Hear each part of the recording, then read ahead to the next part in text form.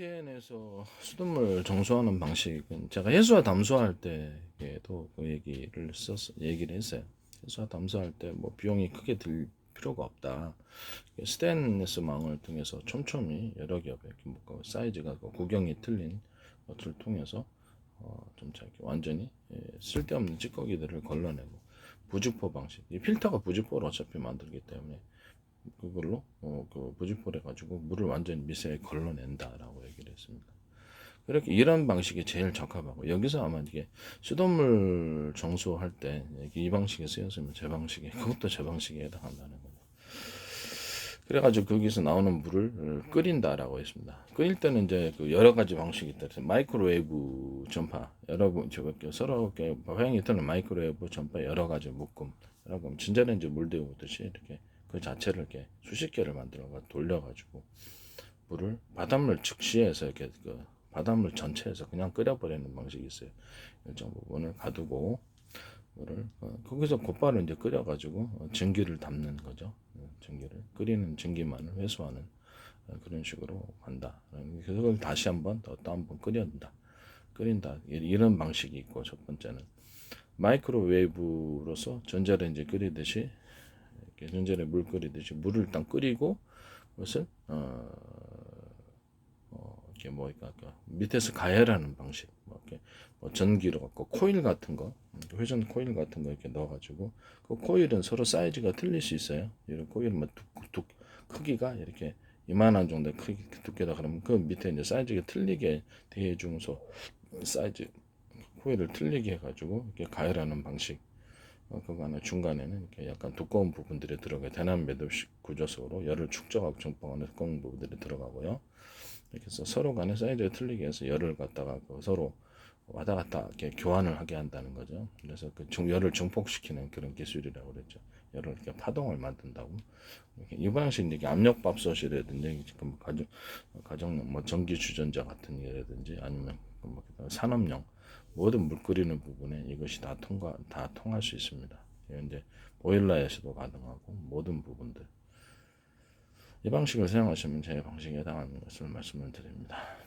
그중에 이제 외결고 필라멘트나 전구 부분에 이렇게 코일이 감맞췄잖아요. 그러면 그 부분에 일정 부분을 두텁게 한다든지 그렇게 해서 열을 열 저항을 만들어서 빛을 강하게 만들어내는 방식이에요. 그래서 전기 그다음에 여기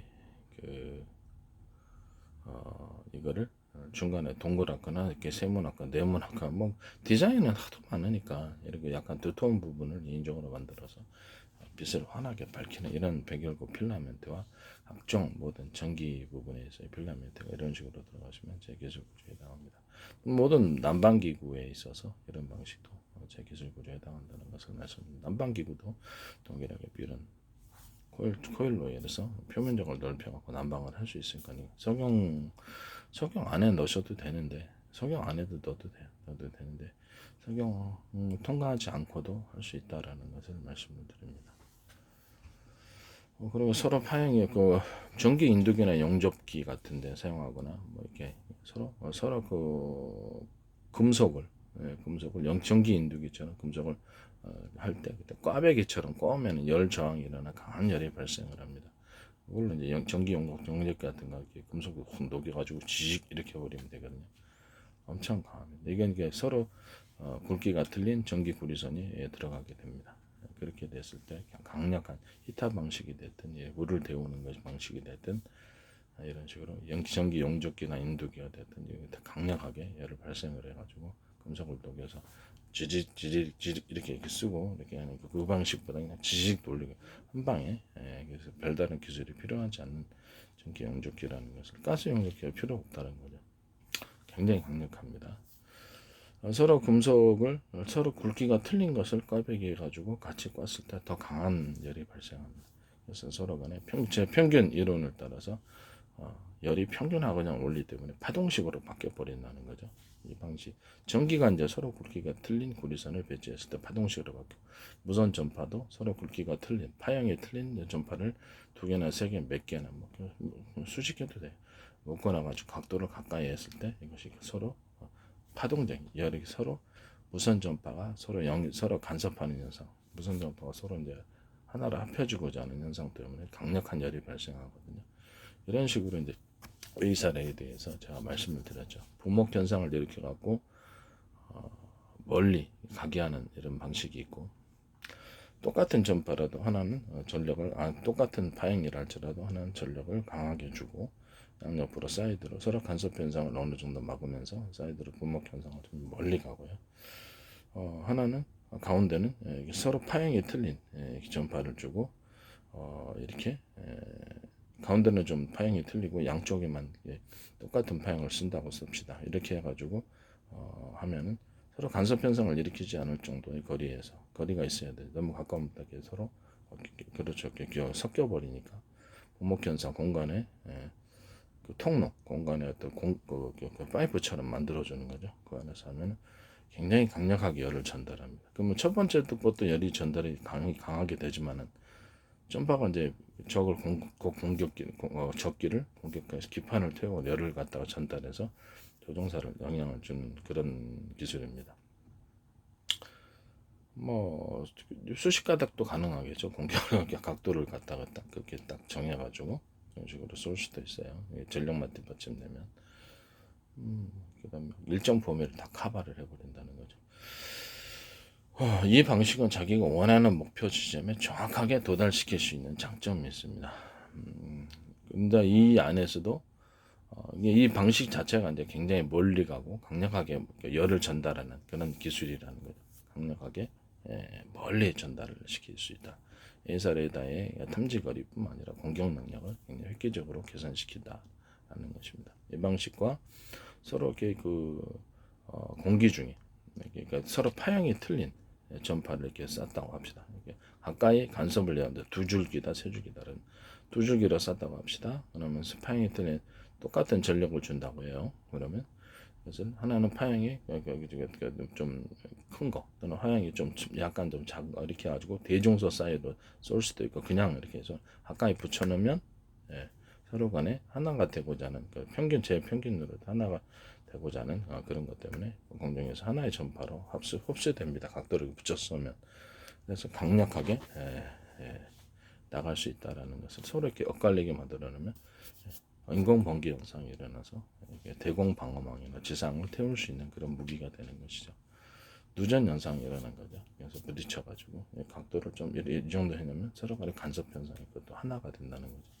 이런 방식은 서로 이렇게 파형이 틀린 전파 여러 가지 묶음에 대해서 이렇게 이런 쏘는 방식 이런 것들을 제가 말씀을 드렸습니다.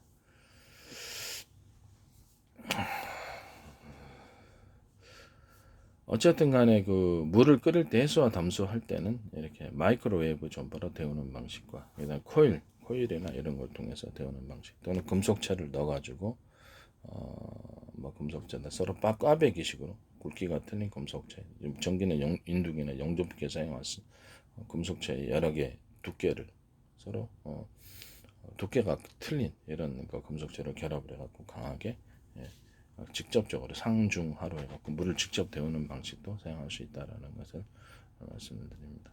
물론 오래 써도 저게 부식의 염려가 없어야 되겠죠. 그래서 제가 보기엔 끓이는 방식으로 하시는 게 마이크로웨이브 전파하고 끓이는 방식 동시에 하시면 빠르게 처리가 되는 거죠.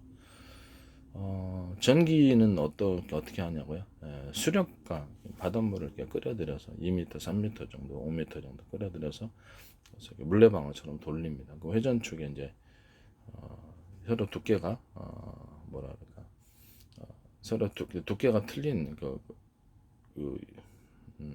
연구 자석을 여러 겹을 배치를 360도로 배치하고 그다음에 그걸 원통형으로 해가지고 서로 그 굵기가 틀린 고리 금속을 이렇게 감아 놓습니다.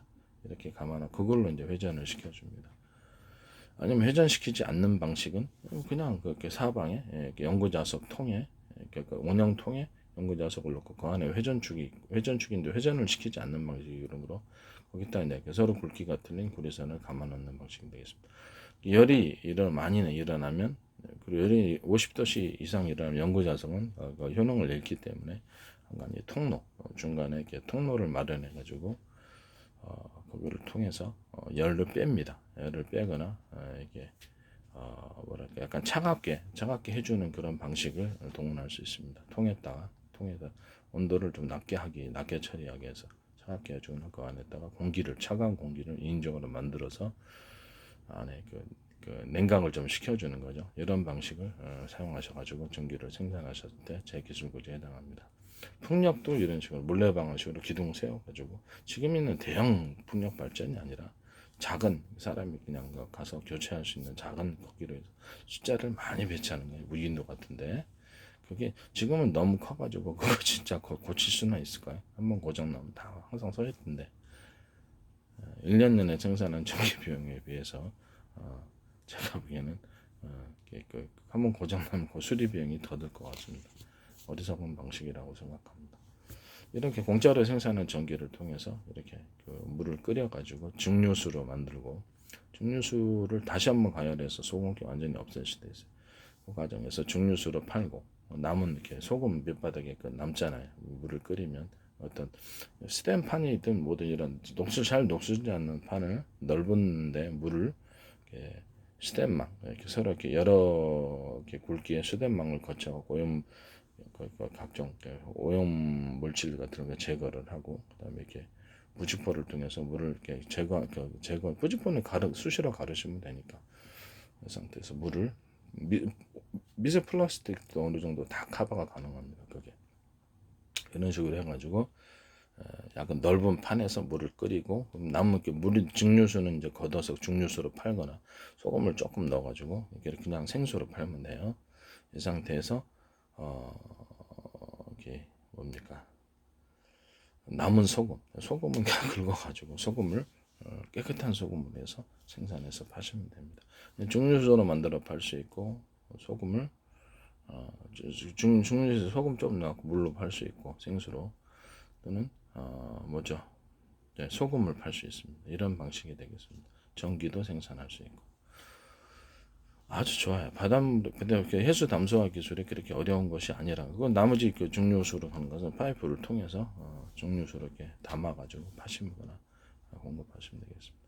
증류수에다 소금 조금 넣어가지고 이렇게 밭이나 농이나 땅에다가 작물을 키울 때 뿌리셔도 됩니다. 그냥 주면은 좀 안 좋아요. 증류수는 작물에 소금을 조금 타서 뭐 거의 영향이 없을 정도로 소금을 이제 미네랄도 들었으니까 농법에 있어서도 농사를 짓는 농법은 소금 일부러 타가지고 물 주는 분들이 있습니다. 땅을 살기라고 그래서 너무 많이만 안 주면 도움이 된다는 거죠. 이해가 가시죠? 땅을 뭐 살균하거나 이렇게 방법으로 이렇게 쓰신다는 거죠. 네. 해수 담수화할 때 제가 이 수돗물 정수할 때 이 방식을 이제 만약에 사용하셨으면 해수 담수할 때 쓰시는 기술을 이렇게 갖다 쓰시고 이렇게 정수기 필터 방식을 쓰시고 두 가지 기술을 이렇게 짜집기 한 것이 아니고 여기서는 뭐 정확히 얘기를 한 건 없어요. 그렇지만 만약에 그렇다면 이 기술을 제 기술이라는 것을 다시 한번 말씀을 드립니다. 저는 소송하지 않습니다. 나중에 저한테 기술을 사신 분이 소송할 것이다 라고 생각합니다. 해수 담수할 때 쓰는 기술입니다.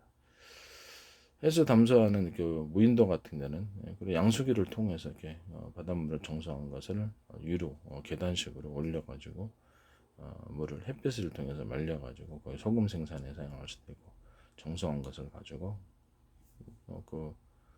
좀 이렇게 양식장, 뭐 새우라든지 각종 양식을 할 수 있습니다. 이런 방식도 있다라는 것을 말씀을 드립니다. 그리고 또 한 가지는 이런 정수한 것을 가지고 바닷물을 갖다 깨끗하게 정수했잖아요. 그럼 어디다 팔 수 있을까요? 전 세계. 전 세계에 이것을 바닷물을 가지고 목욕하고 싶은 사람 꽤 많습니다. 사해소금 사는 거 보십시오. 사해소금 풀어서 바닷물을 배달하는 생산을 이런 사업을 할 수 있습니다.